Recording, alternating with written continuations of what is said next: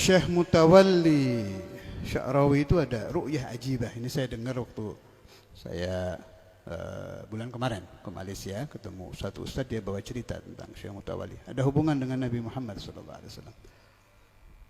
Jadi satu waktu di Mesir ada ijtima ulama. Kalau sudah ijtima ulama berarti yang hadir ahlul ilm semua, nggak ada talibul ilm, alim-alim ini.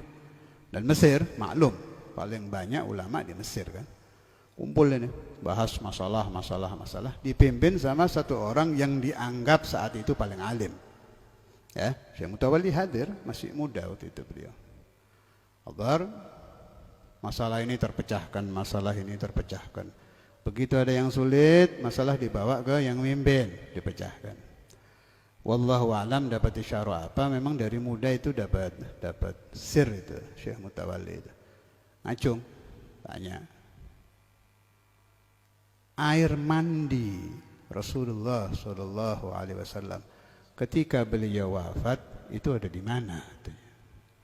Tanya. Air bekas mandi. Sami'atu riwayat. Sudah dengar cerita ini? Apa? Air mandi Rasulullah SAW itu kemana? Kaget ini si pimpinan yang sedang membahas masail, nggak tahu jawabannya dia. Kaget, nggak bisa jawab. Tunggu sampai besok. Nah kebetulan, nah ini loh, orang itu tidak bisa berpisah dari Nabi Muhammad, itu nggak bisa. Itu paling alim waktu itu, punya kebiasaan kalau sulit masuk kamar yusolli ala Nabi sallallahu alaihi wasallam sampai tertidur mimpi Nabi. Nah, orang-orang begini nih yang perlu kita contoh ini. Sudah alim luar biasa, terkenal paling alim, tapi dia tahu ada kunci di kehidupan ini. Siapa yang tidak mau megang miftahul hayah, kunci kehidupan, selalu akan bertemu dengan kesulitan-kesulitan yang tidak bisa dia pecahkan karena dia tidak pegang kunci. Si alim ini pintar. Dakhal hujrah, shalla ala nabi. Tahu sih salawatnya apa? Salawat sampai tertidur. Fara'an Nabi Muhammad sallallahu alaihi wasallam sama satu anak muda di mimpi itu bawa lampu. Si anak muda ini bawa lampu.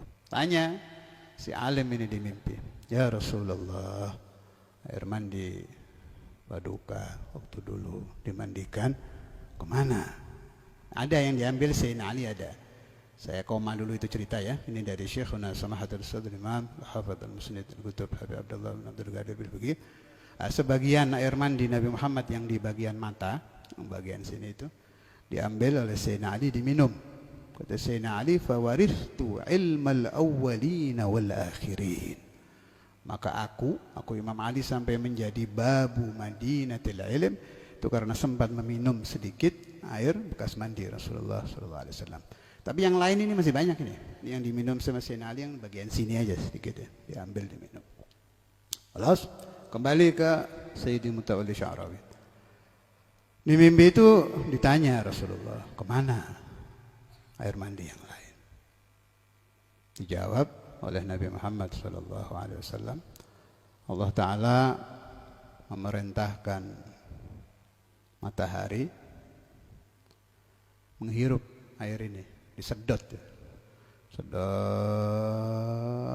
ditarik ke awan, kemudian awan diperintahkan untuk menyebar ke seluruh dunia. Setiap tetesan yang jatuh di bagian dunia manapun pasti nantinya menjadi masjid. Maka tidak ada masjid dari masjid-masjid fid dunia kecuali pernah ditetesi air mandi Nabi Muhammad SAW. Senang ini si alim, alhamdulillah ada jawabannya. Pas pertemuan keesokan harinya Syekh Mutawalli hadir lagi, tapi nggak mau nanya, diem aja. Ini si alim senang nemu jawaban mau disampaikan, sampai selesai majelis nggak mau tanya. Akhirnya didatangi Syekh Mutawalli Sya'rawi. "Kamu tidak mau tahu jawaban pertanyaan kemarin?" "Enggak, saya sudah tahu. Ra'aitan Nabi Muhammad sallallahu alaihi wasallam wa ru'yatu kadza wa kadza wa kadza." Kamu tahu anak muda yang di samping Nabi Muhammad yang bawa lampu itu saya.